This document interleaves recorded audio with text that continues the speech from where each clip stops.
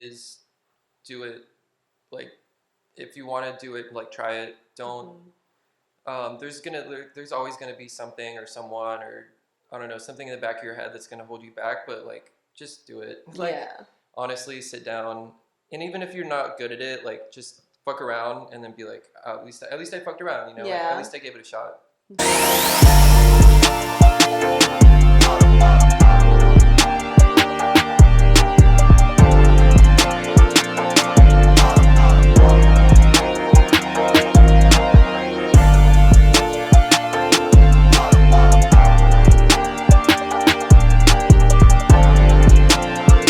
FREQ.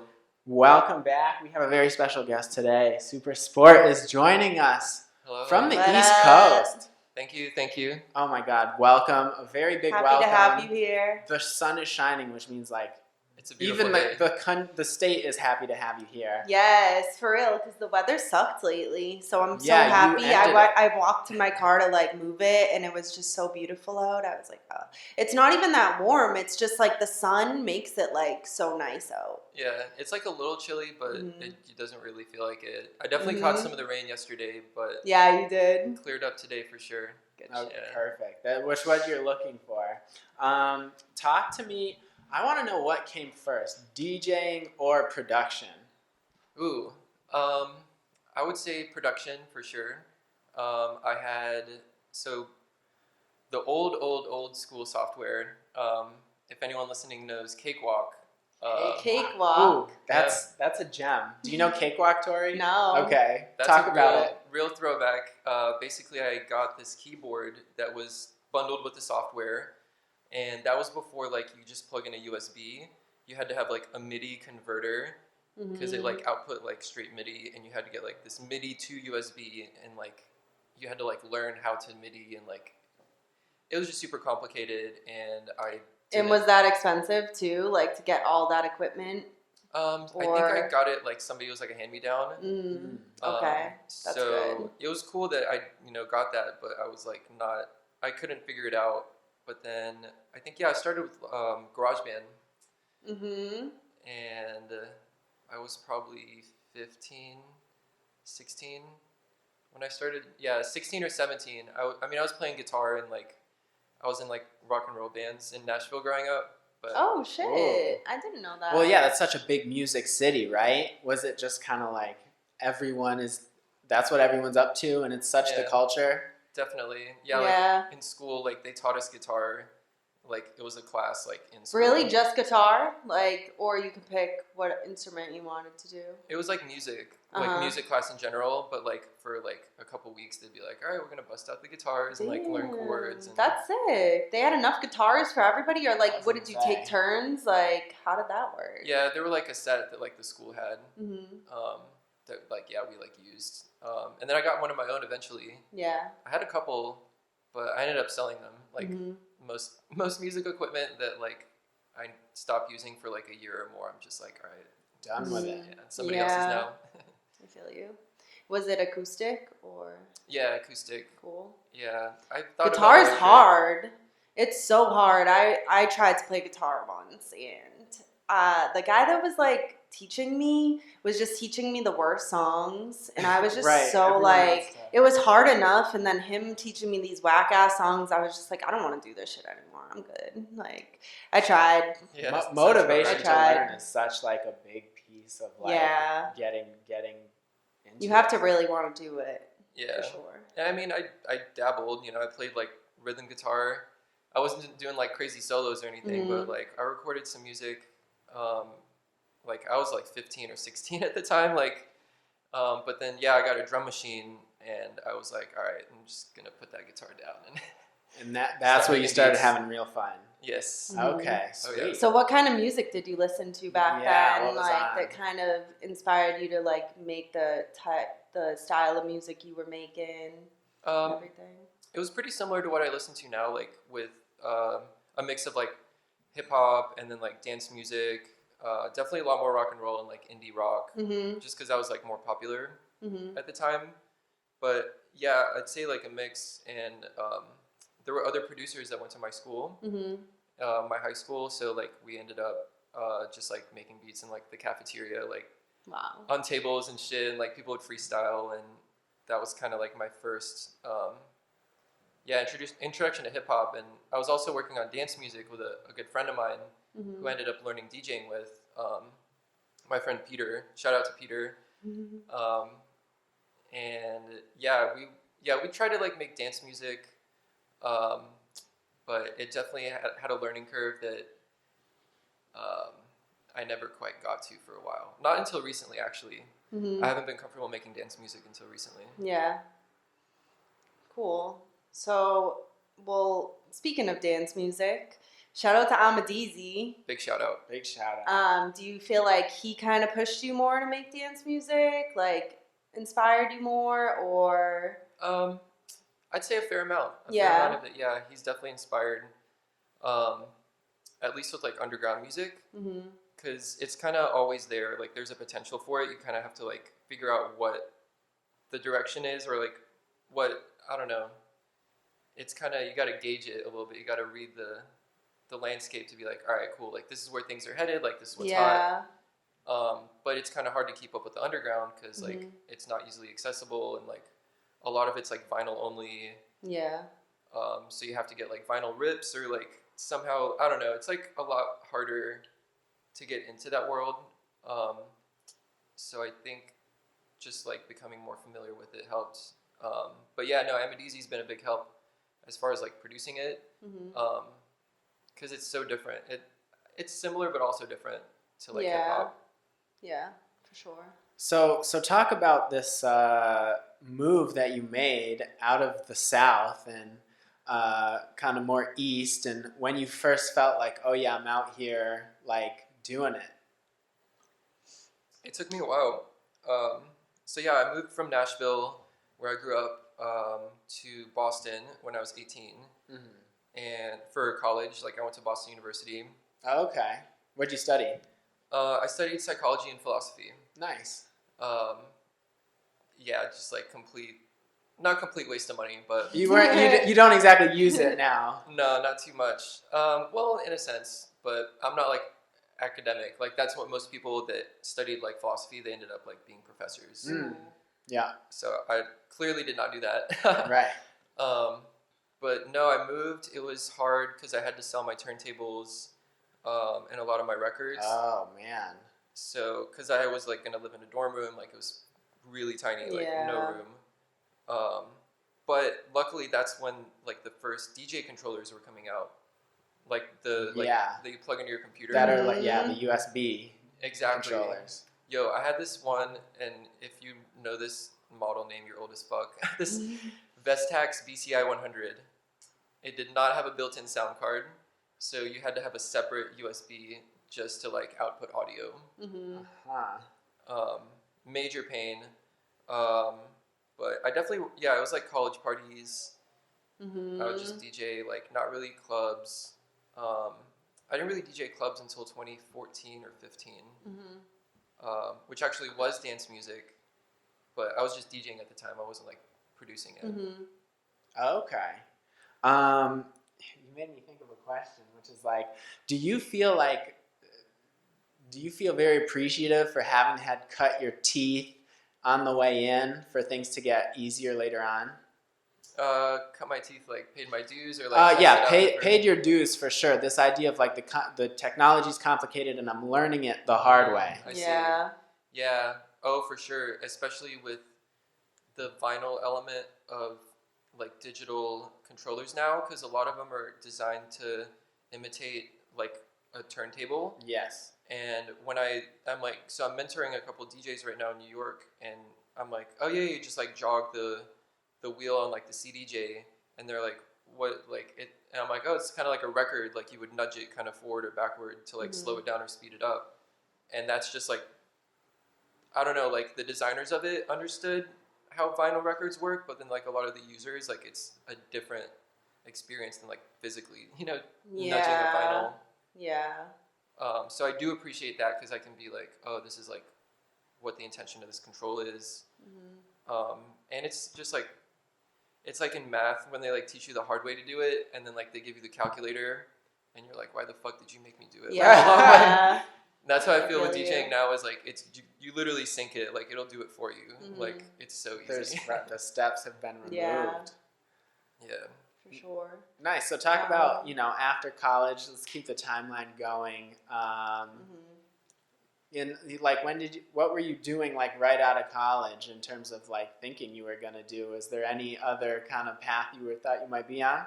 Well, I actually did, I don't know, I kind of paused music after college. Because I was super broke. And so I had to get a 9-to-5, day job type gig, and I had to commute a lot. So it was like an hour to the office at one point. Super depressed, like not creatively inspired. Yeah. Just like having to do it because I was broke and had to pay rent. Yeah. Or, move back to Tennessee, and I was like, no, like I can't, because like I don't know, like I really like Boston. I really enjoyed my time there, and so I was like, all right, I got to figure it out. And yeah, so I took a break probably till like 2014. I don't know. Yeah, and then I think I started DJing more. Going out, I was definitely going out, like, because I was like 21 in 2011. So I was like hitting Good Life. Yeah, the scene. Going there. The scene. Oh my Talk God. about it. Oh my God, yo. Good Life back in the day. I wish I got to experience that. Yeah, I was definitely more messy. I definitely got more drunk. And I don't know, it was more like bass type of dance music, like DJ Rashad, the late great legend.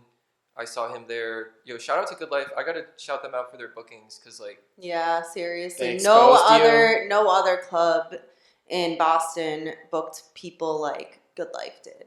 right. Absolutely not, like more underground artists specifically. Yo, like DJ Rashad, he would be touring like the world, and like a lot of clubs like in the US would be like, they wouldn't really know.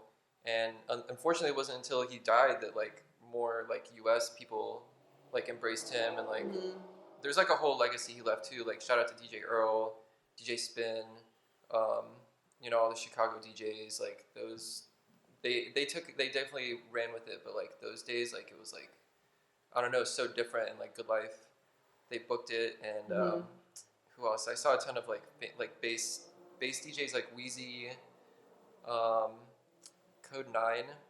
He has this record label Hyperdub. Crazy booking. But then, yeah, it went more. I remember when Purple started. So Purple, I think, launched in 2012 or 2013. And now that's not a venue. That's like a recurring event. Yeah, that's the party at Good Life. That Steady Leanin' runs with Emma Deasy, Jeff from Good Life, DJ Knife. Yo, huge shout out to Jeff. Yes, love you, Jeff. Miss you. Oh, dude, one hell of a guy. And More Drinks Tour. More Drinks Tour. AB. Yep, AB. Shout out to AB. And the always Concepts showing crew. love. He was always just so fun at Purple. Oh my God. Yeah. Just going crazy. Right in front of the DJ booth too. Yeah, those were definitely lit ass times. So many lit times. I was just listening to like 2013, 2014, like Migos and Gucci Mane, like reliving the era. Yeah. You even said last night at this event we were at, like, I miss Purple. Like, this makes me miss it.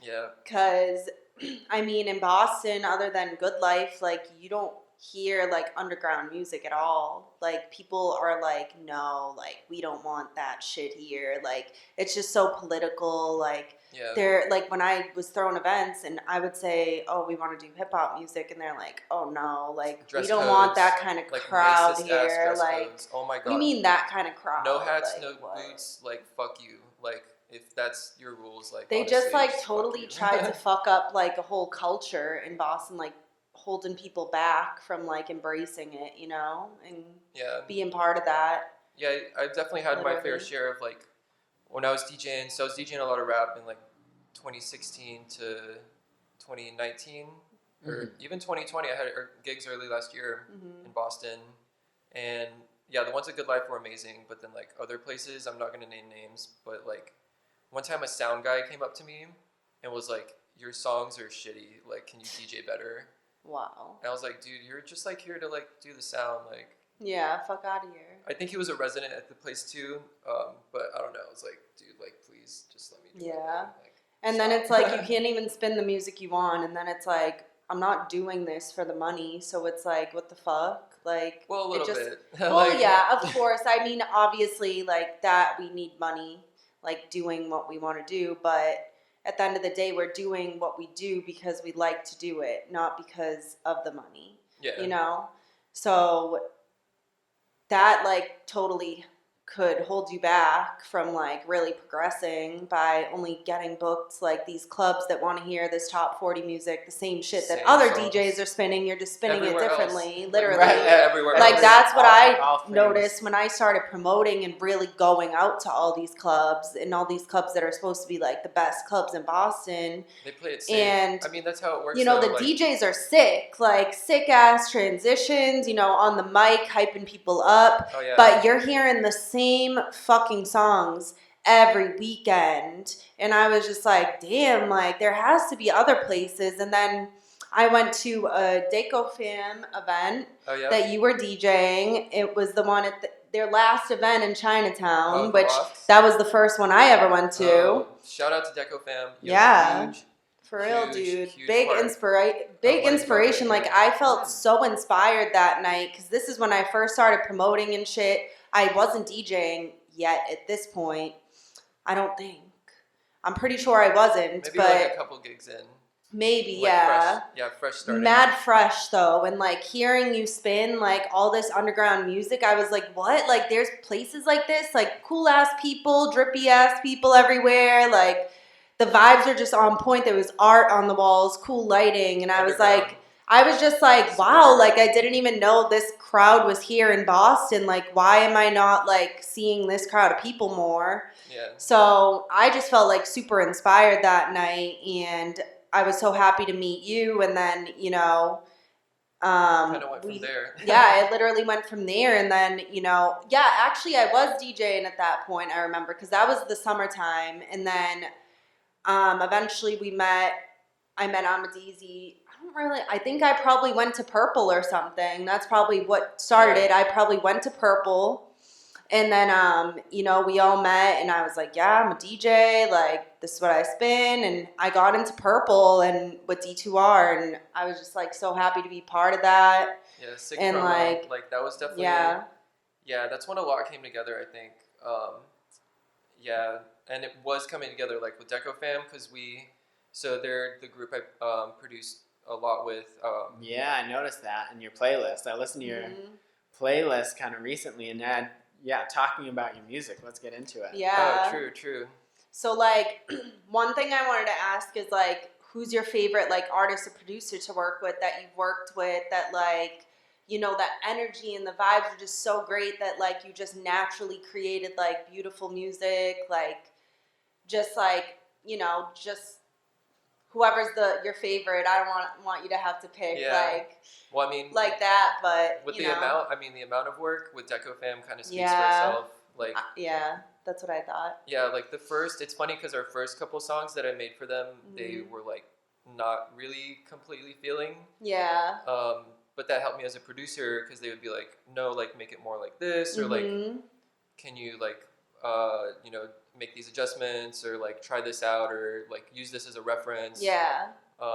And that helped me out a lot. And I think that's how like beautiful music's really made because, you know, like a lot of artists will just get a beat off of YouTube and like record it themselves at the crib, and like it could come out sick, of course, but like when you have producers that you're working with and even like an engineer and all that, and you're all just vibing in the same room and the energy is just flowing and the creativity and like, you know, just being able to communicate with like, you know, I don't really like this part of this, like this could sound better this way, like I think that's like that's the teamwork is like really important. Yeah, I think a lot of it's that, and I think just like, I don't know, like trial and error and like kind of like technical experience. And you were alluding to this earlier where you were like, cutting your teeth on like the hard part, like, and I think with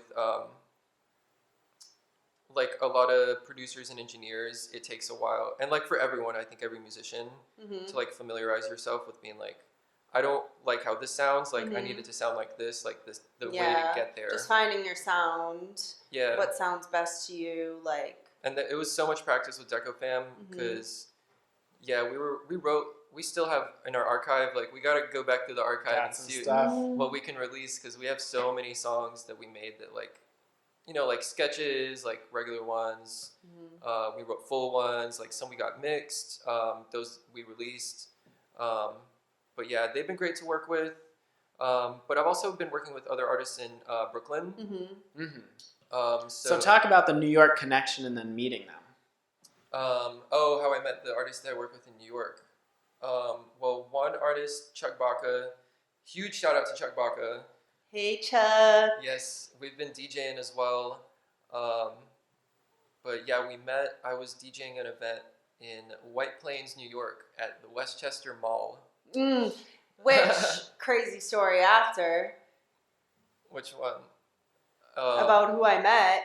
Oh, from Westchester. Yes. Okay, we'll get to that. Yeah, we'll get to that after, but it's just so fucking weird. But small room. Yeah. But yeah, I was DJing this event, Raps and Receipts. Shout out Lord Otto, Russ as well. They put on this great event in a mall. Like they packed out a mall. So yeah, where in this mall you were kind of just like in the middle? I think of like where the kiosks are, where they're selling like phone cases. You weren't spinning there, right? It was like a store. It used to be a store, Uh-huh. and they had like cool lighting and like a little stage and like a sound system. Really official. They had a bunch of like really great rappers from the area, and like I linked up with Aubrey actually. He sent me their way. Yeah. Because I walked into a sneaker store he was working at, and he was like, "Yo, you need to meet Russ. You need to meet Lord Otto. They're great hosts." So yeah, and then at this event, Chuck. I don't know if he was performing. It was a series, so he may have performed at a different one. But he's a rapper. I'm a producer. Like we're gonna talk, and yeah, I don't know. We just like really got along.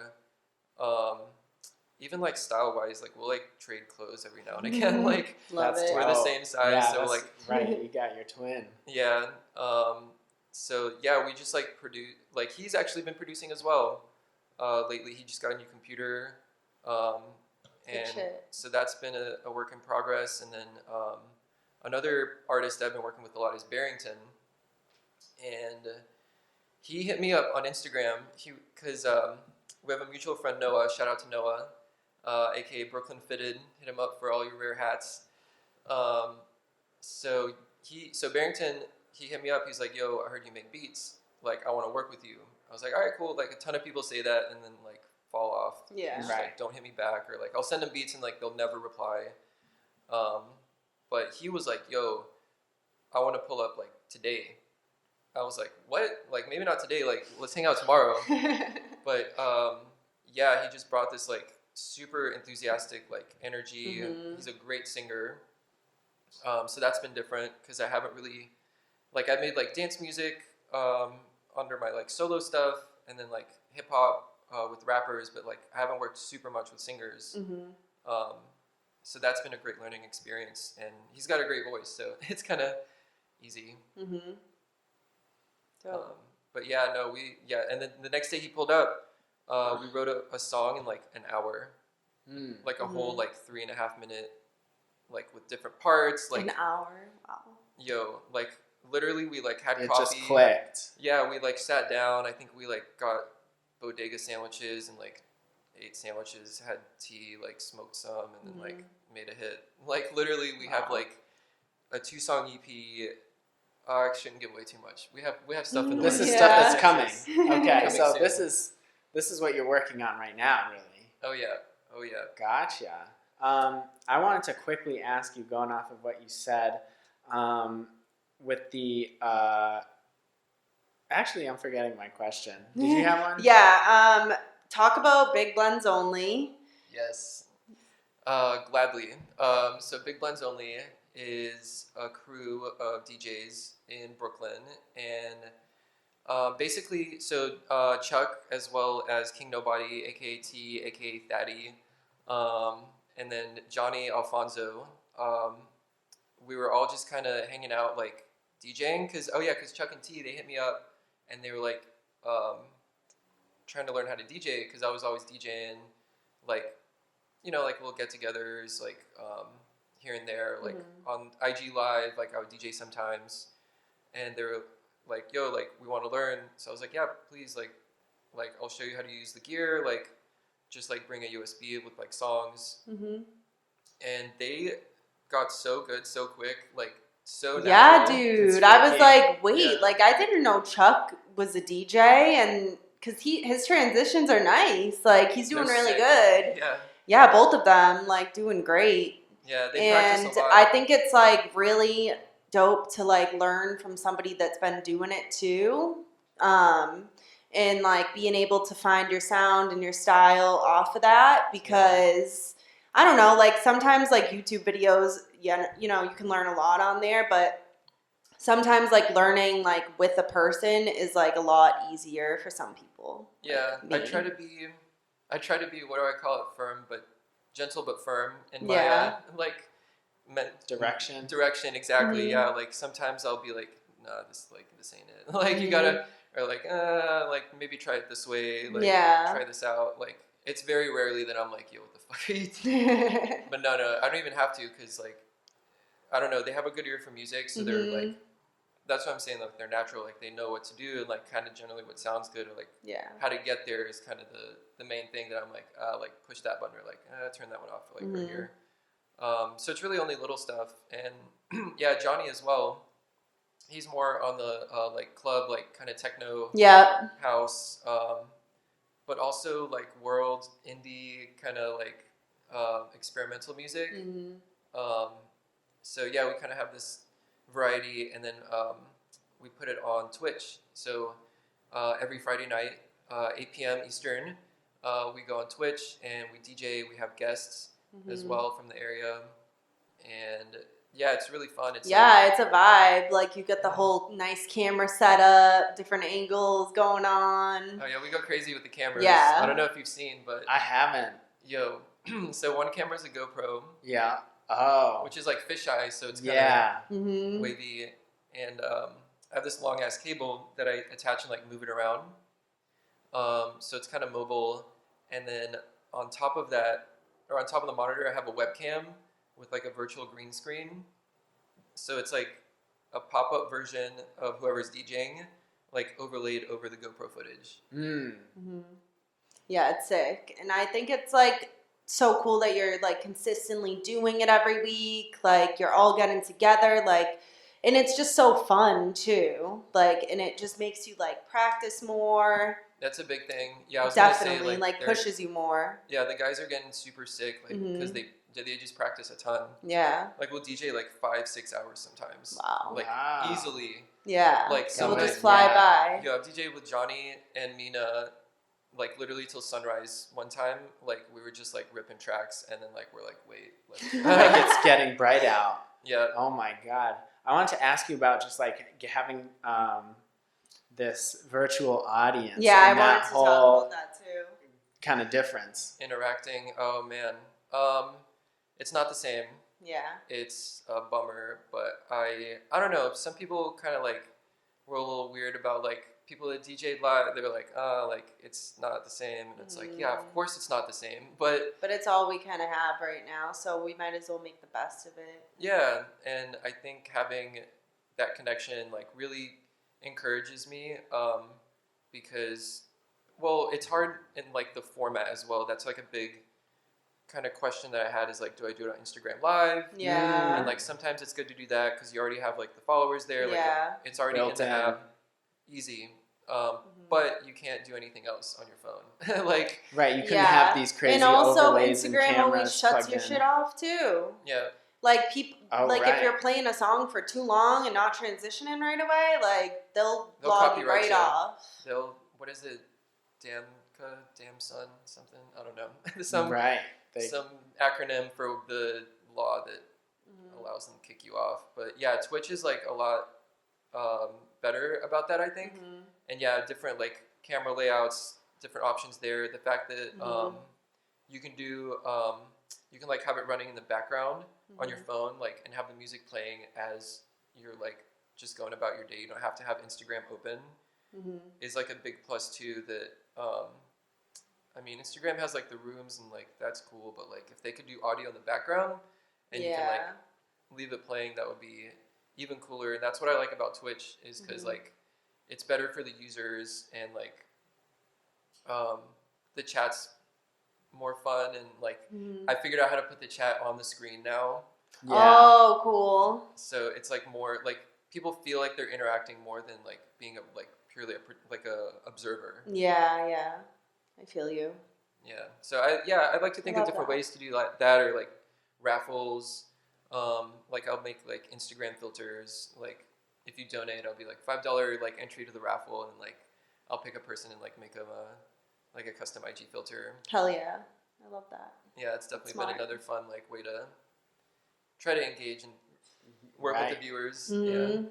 Yeah, that's what I was just saying to he before you came. Just like how usually like I'm trying to just switch my mindset to not hating like technology and social media so much and trying to just work with it because it's going to be around whether I like it or not, and it can really benefit us with what we do. So I'm just trying to switch my mindset on it because I feel like I hate on it so much. I'm like, fuck a virtual event. Like it's kind of self-fulfilling. It like sucks. if you like I feel like if you view it negatively, which I tended to do because I like I was like reading into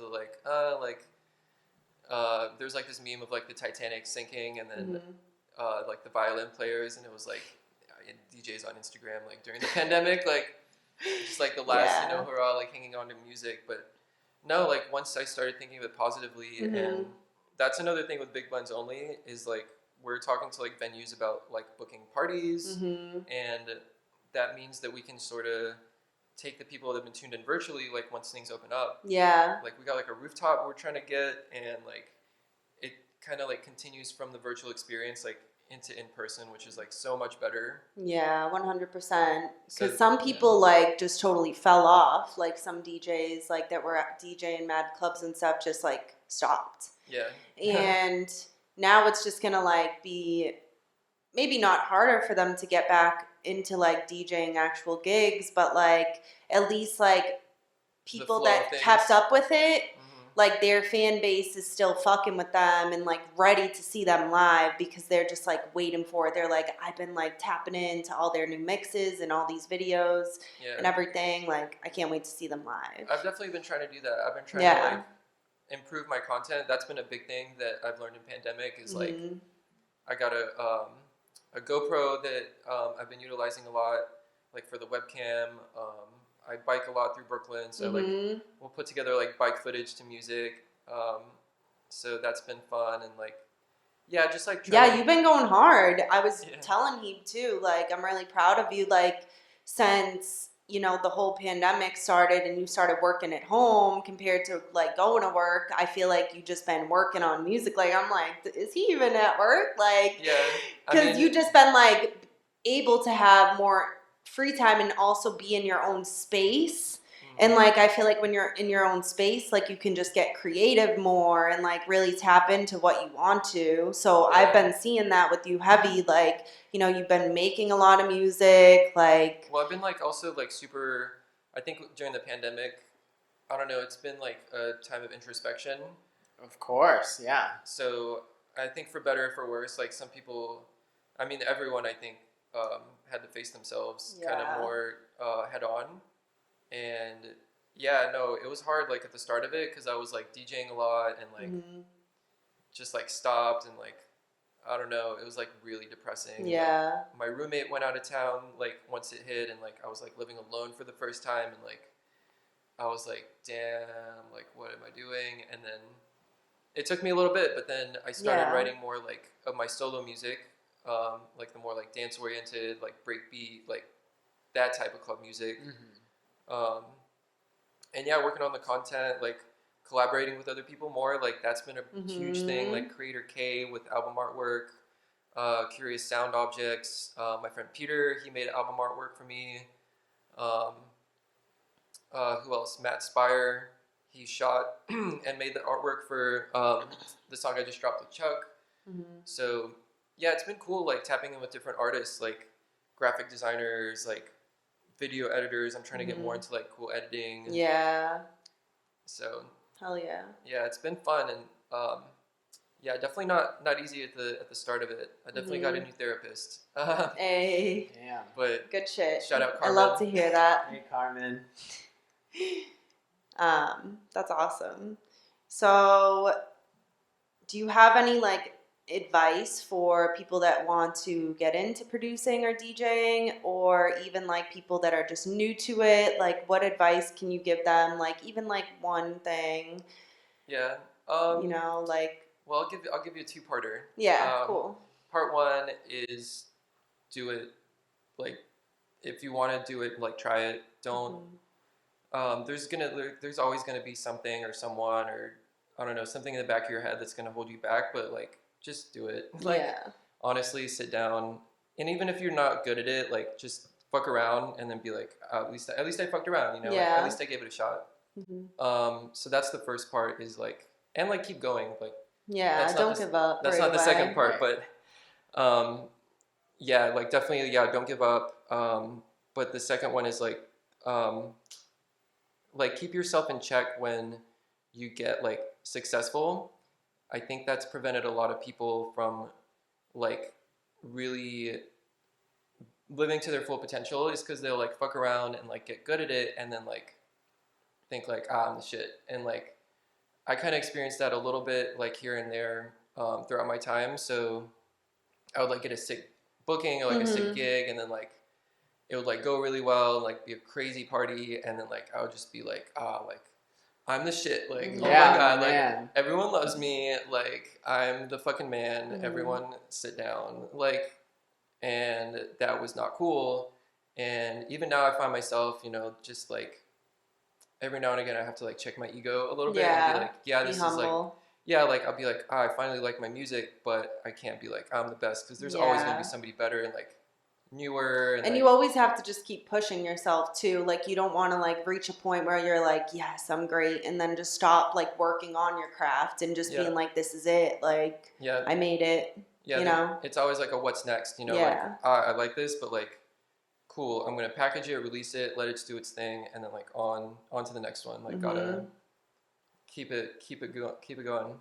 Yeah. Well, speaking of keeping it going, what do you have going on that you're really excited for coming into the summer? Oh boy. Well, summer itself, I'm excited summer for. Itself. Summer like, shout out summer. Summer's on the list. Yes, indeed. Well, I have a couple releases coming. My first record label release is in the works. I can't give away details. So exciting. There's one maybe sooner than the other. Oh, there's two actually that I'm working on with a collaborator. Those are like the big, you know, kind of mountaintop type projects that like, I have a lot of preparation to do. Well, actually, one of them's ready. The other one I have a lot of preparation. But then I have some songs I'm working on with Chuck Baca. We've been in the studio. Nice. We've been producing. I've got songs with Barrington, like volumes of work that we're sitting on, just figuring out how to best package it. And then let me know if you need help on that, like picking songs and stuff, like for specific projects. Definitely for promo as well. Yeah, for sure. That's like something I'm like, trying to back get at like, it with D2R. So hell yeah. What else? DJing, Big Blends Only. We got that going.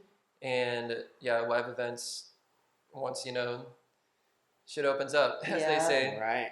But yeah. Which is soon. Isn't New York opening like indoor things April 1st too? Pretty soon, yeah. Right? They're also removing travel restrictions. Like right now, technically, you have to like quarantine for 2 weeks or get tested. But starting April 1st, like.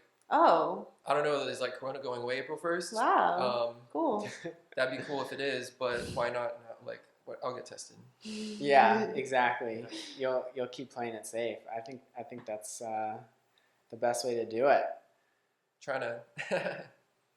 for sure. But yeah, no, more music. Hopefully more music.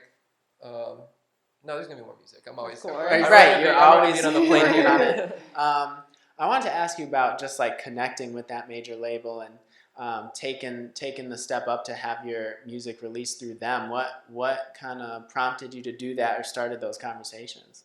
Well, I wouldn't say it's a major label. Yeah, It's established for sure. I've been following them for like a decade, and just like studying their music, I think is a big thing. So the right fit was impactful. Yeah, for sure. Knowing your audience and like their style and like what they're looking for, what their fans are looking for, what their fans expect. And I think as a fan, I kind of knew that side of things, but then like the technical side of like, all right, like what sounds do I use? Like what's the tempo, like the feel, the vibe. That was figuring it out. And then just like I was saying earlier, like trying it, like I just like sent it. I was like, you know what, like I think you'll fuck with this song, and they ended up fucking with it. So I was like, okay, cool. And like, there's another label I'm working with that's even. It's like I think they just launched recently, so it's like a pretty startup. But the artist that runs it, we've been friends for a long time. So it's again like studying their music, understanding what the fans want. Like the first drop on the label was like really strong and like actually inspired me to produce a couple songs that I sent to the label head.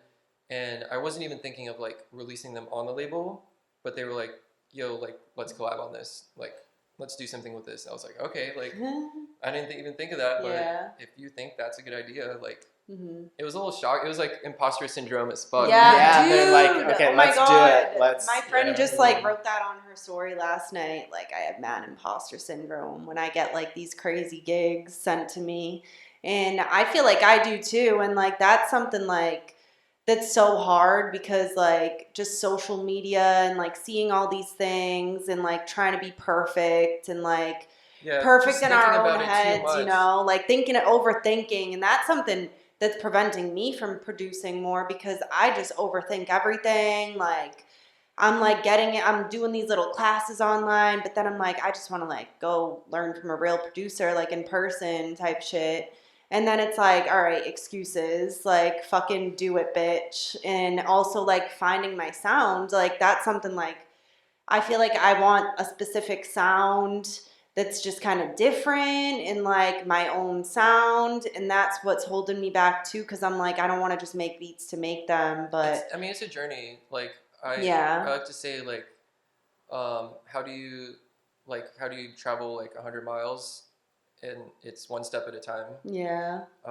Like you can't, like a lot of people, they get like frustrated about like I don't sound exactly how I want to sound. And, like, that can definitely be that's like the other side of ego, like on one side it's like when things are going great, you're like like I'm so natural, like I'm the best I can be. The other half of it is like I need to give up and like sell all my gear and like delete my accounts and hang up the skates, fucking start collecting stamps, like like I don't know, like I go like so like walk away sad about it sometimes when I'm just not inspired or like when I feel like I have roadblocks. But working with other that's people another helps. thing too, like just being inspired and like always like finding inspiration and like just like the little things too, like just going outside and taking a walk and feeling inspired by that, like I feel like that's important too, and that's something that like a lot of people aren't feeling inspired right now, like this past year.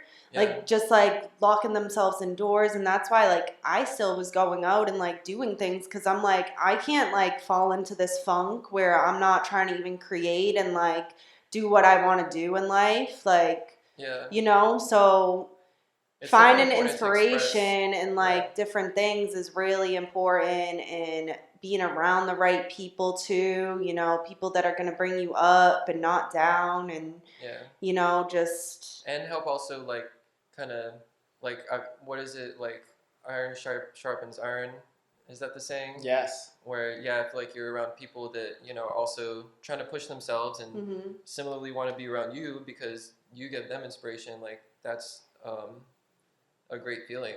I mean, it's like with any other relationship. Like I feel like with creative relationships, like if it clicks and you're like kind of both, you know, or like whatever, how many parties are involved, just like all like moving as a unit, like that's sick. Like love 100%. that. So what do you like to do when you're not doing music? Well, I like to bike.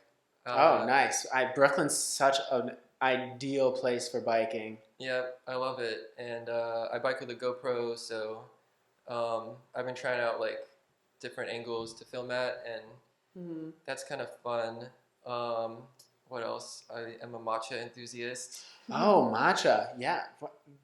These are all very Brooklyn things. I get my oat milk matcha latte with my vegan fancy fig from Familiar's Cafe. Ooh. You know, shout out Familiar's. Good vegan prosciutto. Oh my God! What? Vegan prosciutto? Right. Whoa! It's crazy. Somehow that's interesting. It works, and it doesn't taste like. Is it made out of veggies or what? What is it? Whoa! They do their thing. That's so interesting. I love it. Yeah, but yeah, no vegan food. I'm not vegan. Not fully vegan. Right. Yeah. You dabble. Which, yeah, I mean, that's a whole other podcast. I know. Quite literally. Yeah. But I enjoy, you know, trying out different foods. There's great vegan food in Brooklyn. So I like to do that. Yeah, and just like trying to stay healthy. Meditating, that's a good thing. Yeah. Have you always been doing that? Or is that something newer for you? I had to learn. I think my first therapist suggested it. Oh, wow. That's and cool. yeah, like it was like no pills, just fucking meditation. Well, it was pills too. Yeah. Of course. Yeah, no, it was like in combination. But that's what helped me quit the pills, I think, is like you know, kind of being more like in like the present and like mindful, like mindfulness. Yo, keeping your mind chill. Yo, shout out mindfulness. Yeah, like, for real. Yeah. That's awesome. But yeah, those are things I like to do, and cool. Pretty much yeah. that I music. mean, hey, that music, right? Keeping it loyal. Yeah. Did you have any other shout outs or anything like that? I want to shout out y'all for having me. Thank you. Appreciate having you. I'm Thank so you happy for you coming got through. to have you on. Yeah, I'm happy you're out in LA. Like. Oh, definitely. Shit. Yeah. I haven't seen you in a while. Wait, when's it? Well, actually, I in think Boston. in Boston, your going away party. When was that? Oh yeah. Was it? Yeah. When was it? Or after. Yeah, it was my going away party. Yeah, in August. Oh, true. Yeah, that was a fun party. It was mad fun. Oh my God. Yeah, let's see who else. So lit. Who else to shout out? Amadizi for sure, my mentor. Shout out to very good friend. Amadizi. Great guy in general. Chuck T, Johnny, Mina, Elena, Dov, you know, all the Brooklyn DJs, Barrington, Tony Blue, Big Tone, the Sauce Man himself, Omar is Lord, Omar Fumesco, Akil, Bear Arms, or no, that's your old name, Arm Record, another producer friend. I could go on for a very long time, but these are some of the people I work with a lot. Bad Decisions Collective, Killer Kowalski, Yak Marvelous. There's too many like amazing artists I know. Yeah. I don't know. Right, and I think that's what's so great about it is like when you feel like, wow, there's such a depth, there's such a community. There's the Russian, you know, LeShootler, like Destroy, Latagi, yo, like. Oh, so there's even pockets of it, right? Because you've been around. Yep, everyone. Big Dope P, Daisy, yeah. I gotta stop. You gotta stop. Well, sweet. SuprSprt. Right, thanks so much for coming on. Oh, yes, thank y'all. thank you. Thank y'all for listening. And yeah, thanks for listening. And tune in next week. We'll see you next week.